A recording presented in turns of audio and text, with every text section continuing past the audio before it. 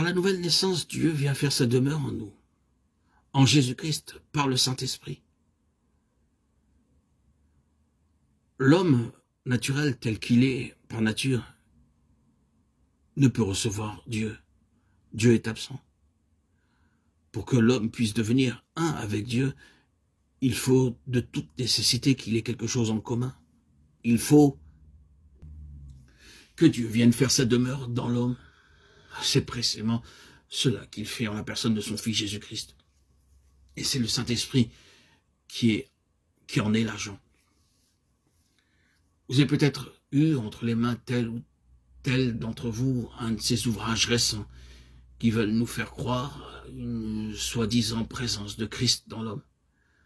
Mais on a beau feuilleter ces pages, on ne trouve nulle part aucune mention de la nouvelle naissance ou de la réconciliation avec Dieu que Jésus-Christ nous a acquise par son sang. Les auteurs de ces livres, qui représentent un mouvement important à l'heure actuelle, s'imaginent que tout homme porte en lui quelque chose qui doit être bien beau, puisqu'il n'hésite pas à lui donner le nom de Christ. Mensonge que tout cela. Christ ne peut être dans un homme que si cet homme est né de nouveau. Parler de Christ en nous, en dehors de la nouvelle naissance, c'est faire de Christ un être absolument impersonnel. Non, la vérité est tout autre. Il ne s'agit pas de chercher à réveiller ou à ranimer quelque chose dont nous aurions le principe en nous.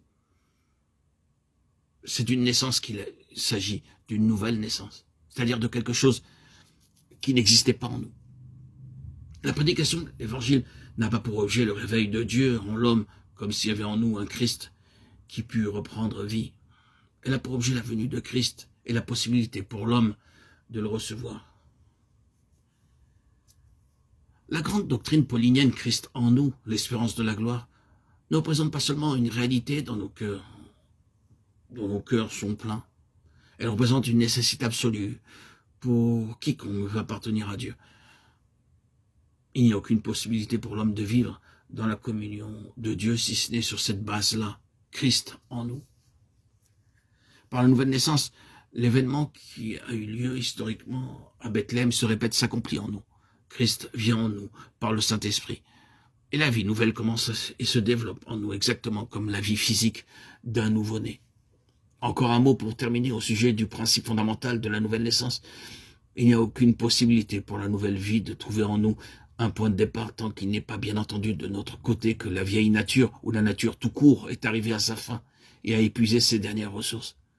C'est pour cela qu'en poursuivant son entretien avec Nicodème, le Seigneur en vient à l'image du serpent que Moïse éleva dans le désert. Comme Moïse éleva le serpent dans le désert, il faut de même que le Fils de l'homme soit élevé. Elle est terrible cette illustration. Le serpent est toujours le symbole de la malédiction. Ce serpent qui est élevé et cloué au bois, c'est la malédiction. C'est la malédiction qui est crucifiée. C'est la malédiction qui est vouée à la mort. Ce que Jésus dit revient à ceci.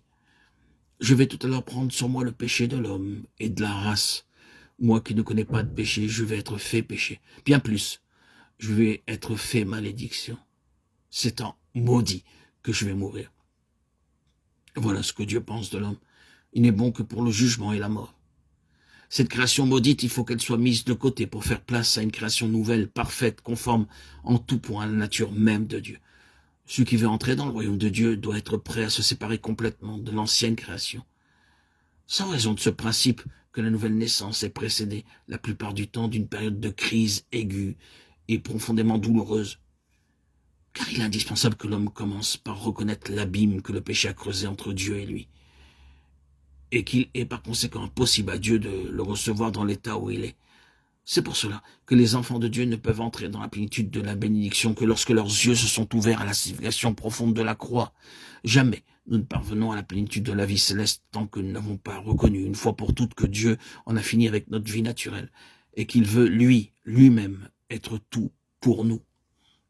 Seul ce qui est de Dieu pourra entrer dans le royaume de Dieu. Nous disons donc et nous répétons que la nouvelle vie repose tout entière en ce qui nous concerne sur nos renonciations explicites et sans arrière-pensée à l'endroit de la vieille nature de la première création. C'est l'indispensable condition qui, une fois remplie, permettra à la nature divine de développer tous ses effets en nous. C'est pour cela que Jésus dit à Nicodème, il faut que vous naissiez de nouveau. Toi et moi, nous vivons dans deux mondes différents. nous ne pouvons pas nous entendre. J'aurais bien des choses à te dire, mais tu ne peux les comprendre que si tu vis de la même vie que moi, et si, comme moi, tu es d'en haut. Telle est la grande vérité du royaume de Dieu. Et la nouvelle naissance est la loi qui en gouverne l'entrée. Ils suivent l'agneau partout où il va. Apocalypse 14, 4.